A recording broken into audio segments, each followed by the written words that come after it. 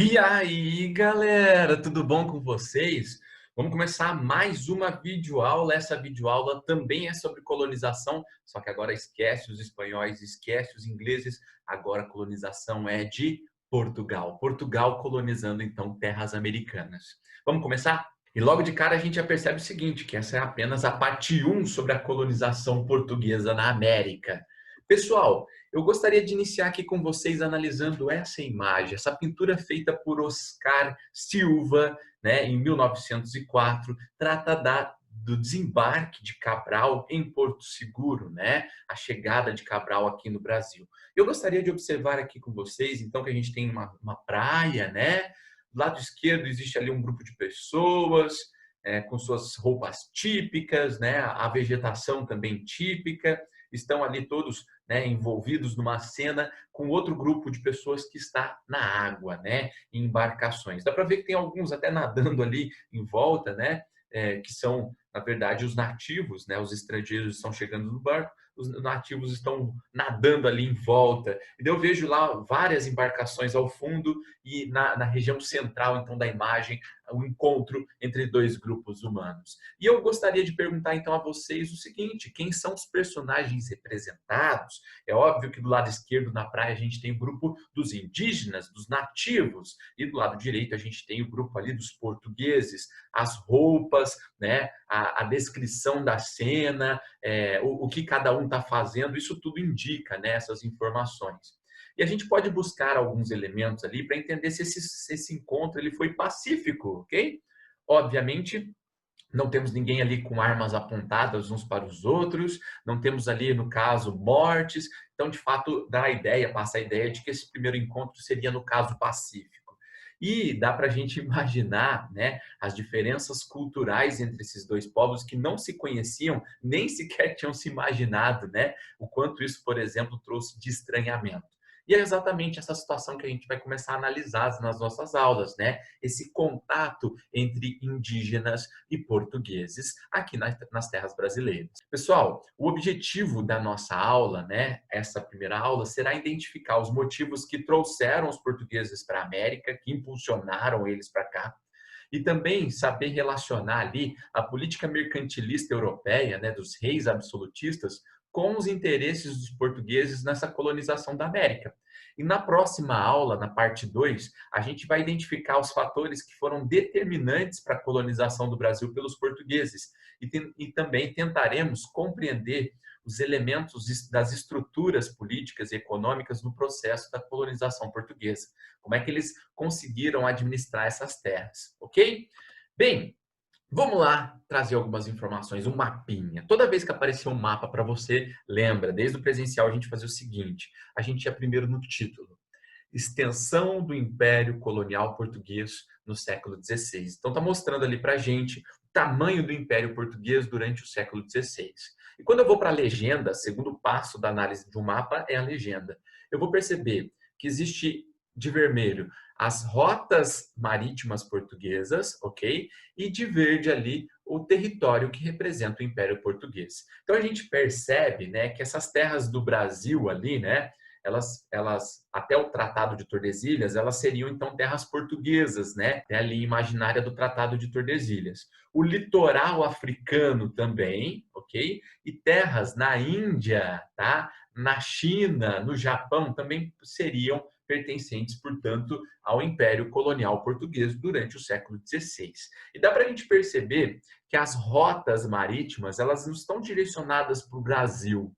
Perceba com bastante atenção, elas todas vão em direção ao Oriente, a chamada Rota da Pimenta, né, das especiarias. Ou seja, durante o século XVI, o maior interesse dos portugueses, né, dentro do Império era em buscar mercadorias no Oriente. Esse comércio, então, com as Índias orientais, ele se dá entre os séculos XV e XVI.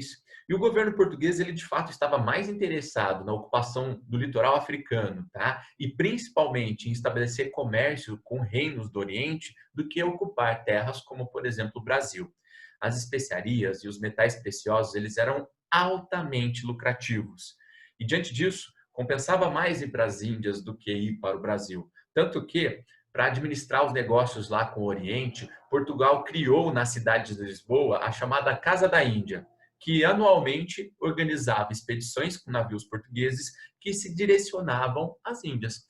O nome, né, desse trajeto, chamado Carreira das Índias, né, vai dar origem a um documento histórico que vocês vão analisar como tarefa que segue junto com essa videoaula. Até 1530, os portugueses eles chegaram até a ultrapassar os venezianos no controle do comércio de especiarias. Porém, a partir da década de 1530, esse comércio começou a entrar em crise e tudo mudou. Isso porque o volume dos gastos com as viagens ultramarinas, elas não compensavam mais o lucro obtido com o comércio das especiarias na Europa.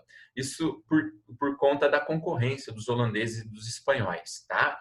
E os colonizadores espanhóis encontraram reservas de ouro e prata aqui na América. E isso começou a fazer com que os portugueses, né, intensificassem a procura dos metais também aqui na colônia americana. E a presença constante de franceses e ingleses no litoral brasileiro obrigou que a monarquia portuguesa passasse a efetivar a ocupação aqui no Brasil. Ou seja, até 1530, o negócio lá de comercializar com as Índias ia muito bem, mas começou a ter muita concorrência com a Holanda, com a França, e o preço da especiaria já não compensava tanto, né? Ao mesmo tempo que essa crise, né, chegou nas especiarias, os espanhóis encontraram ouro e prata aqui na América. E os portugueses pensaram, por que a gente não busca também ouro e prata aqui na América? E era melhor começar logo, efetivar logo essa colonização, porque perigava os portugueses perderem essas terras para os ingleses e para os franceses, que em vários momentos tentaram habitar aqui regiões do Brasil. A gente vai estudar isso mais à frente também. Vamos voltar para os slides? Diante disso tudo, de 1500, a chegada de Cabral ao Brasil, até 1530, esse momento, o ápice da crise das Índias, tá?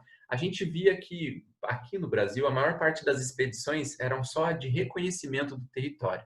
Os portugueses, eles não encontraram ouro e prata aqui logo de cara, né? Mas encontraram um outro material que interessava muito aos portugueses, chamado pau-brasil.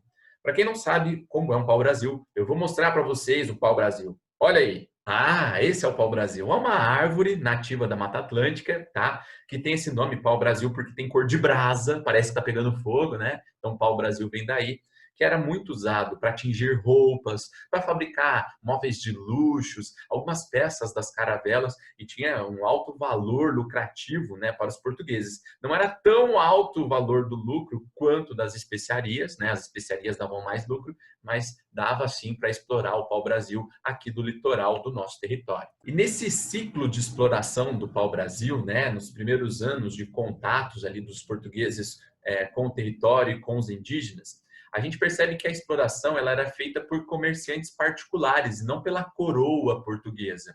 Eles recebiam, né, esses comerciantes, uma autorização do reino português e vinham para cá para financiar e promover o corte, o armazenamento e o translado do pau-brasil até Portugal. Esses comerciantes, eles se comprometiam a erguer aqui no Brasil, né, no território, feitorias, tá? E destinar uma parte do lucro com o pau-brasil para a monarquia portuguesa. Vale a gente destacar que essa derrubada das árvores, né, elas não eram feitas pelos comerciantes, tá? O corte em pequenos troncos, o transporte até o litoral, o armazenamento dentro das caravelas, tudo isso era feito pelos indígenas. Os indígenas é que trabalhavam. Só que eles trabalhavam não em troca de ouro, nem prata, nem de dinheiro, né? Eles trocavam, eles recebiam em troca, né, desse trabalho todo, objetos que para os portugueses eram considerados sem valor, como pentes, anzóis, espelhos, colares, facas, machados, as chamadas bugigangas. E para os indígenas isso tinha um valor muito grande. Imagina, por exemplo, o que um machado de ferro podia fazer, né, de facilitador, tá, para a vida de um indígena. Essa troca comercial a gente chama de escambo, ok? Quando o indígena ele entregava o pau-brasil dentro da caravela, tá? E em contrapartida ele recebia as bugigangas, eles recebiam, né, esses objetos todos. Essa imagem, essa gravura, ela serve de importante fonte histórica para a gente entender essas relações. A gente percebe, portanto, né, uma aliança comercial entre portugueses e indígenas, Quando eu observo esse indígena aqui do lado esquerdo, ele transportando, né, madeira e usando uma espécie de cinta ali, né, um machado de ferro, a gente vai perceber então essa preocupação. O indígena, ele fornecendo a madeira em troca, né, de objetos como machado, como armas de fogo, como cestos, né, bacias, espelhos e muitas outras coisas. Esse período, então, da exploração do pau-brasil e que não há, de fato, né, uma colonização do Brasil, a gente chama de período pré-colonial. A partir de 1530, com a crise, né, das Índias, desse comércio com as Índias, Portugal vai começar a desenvolver, de fato, ações para a posse e para a colonização dessas terras aqui na América.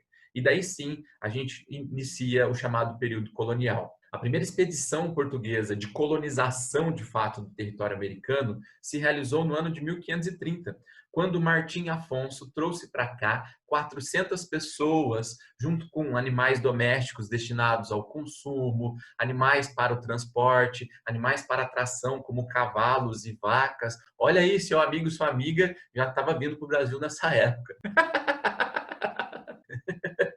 Bem, eles vinham então em tanta gente com animais que vinham para ficar, né, de fato. E trouxeram também já as primeiras mudas de cana-de-açúcar. Apesar da viagem ser muito ruim, galera, as mudas elas não reclamaram, tá? Porque eram mudas. Chega de bobeira, tá? Então tinham lá animais, tinham já algumas plantas para serem cultivadas aqui, né? Lembrando que o açúcar tinha um alto valor comercial, então era uma possibilidade de lucro, né? E os animais domésticos também para estabelecer uma vida na colônia. Essa expedição, então, de 1530, liderada por Martim Afonso de Souza, ela foi explorando o litoral da América Portuguesa, desde Pernambuco até a Baía de Guanabara, no Rio de Janeiro, até a região da Cananéia, tá? Mais ao sul, região do litoral de São Paulo hoje. Foi nessa última região que se fundou, então, a Vila de São Vicente, a vila mais antiga, a vila portuguesa mais antiga da história do Brasil. E a partir daí começa essa colonização portuguesa de fato. Mas isso eu vou deixar para a próxima aula, quando a gente vai estudar as capitanias hereditárias, o governo geral e todo o funcionamento dessa estrutura dentro do Brasil. Muito obrigado pela atenção de vocês, ok? Espero que vocês tenham gostado da aula e qualquer dúvida é só me mandar uma perguntinha. Tchau, tchau!